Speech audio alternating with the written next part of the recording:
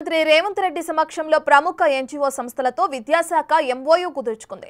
ప్రభుత్వ పాఠశాలల విద్యార్థులకు అత్యాధునిక సాంకేతిక బోధనా సేవలను ఉచితంగా అందించాలన్న లక్ష్యంతో రాష్ట్ర విద్యాశాఖ ఎంఓయూ కుదుర్చుకుంది. జాతీయ, అంతర్జాతీయ స్థాయిలో పేరొందిన 6 ప్రముఖ సంస్థల భాగస్వామ్యంతో ప్రభుత్వ పాఠశాలల్లో అధునాతన ఎడ్టెక్ సదుపాయాలను కూడా ప్రభుత్వం అందించనుంది.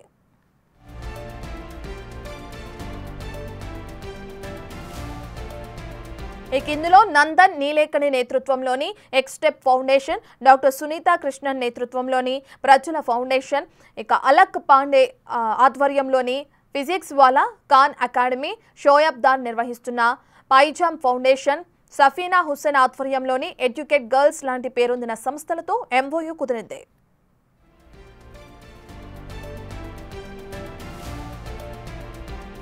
అదేవిధంగా దేశవ్యాప్తంగా వివిధ రాష్ట్రాల్లో పేరొందిన సంస్థల భాగస్వామ్యంతో రాష్ట్ర విద్యారంగంలో విప్లవాత్మక మార్పులు తీసుకురావచ్చని ప్రభుత్వం భావిస్తుంది.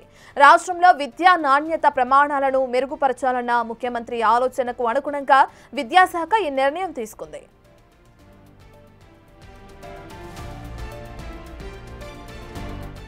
నందన్ నీలేకని నేతృత్వంలోని ఎక్స్టెప్ ఫౌండేషన్ కృత్రిమ మేధ ఆధారిత ప్లాట్ఫామ్తో 540 పాఠశాలల్లో పనిచేస్తుంది.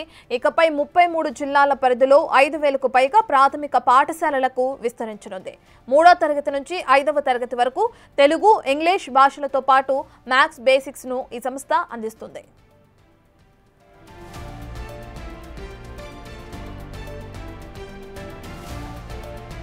ఫిజిక్స్ వాలా ఇంటర్ విద్యార్థులకు నీట్, జేఈఈ, క్లాట్ పరీక్షలకు సన్నద్ధతలను చేస్తుంది.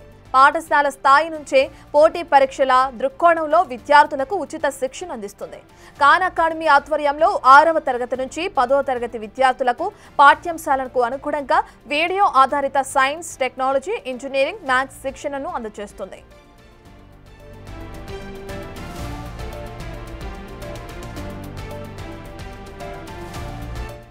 డాక్టర్ సునీతా కృష్ణన్ నేతృత్వంలో ప్రజ్వల ఫౌండేషన్ 6వ తరగతి నుంచి క్లాస్ 12th వరకు విద్యార్థులకు రాష్ట్ర వ్యాప్తంగా బాల సురక్ష, రక్షణ కార్యక్రమాలు ప్రారంభిస్తుంది.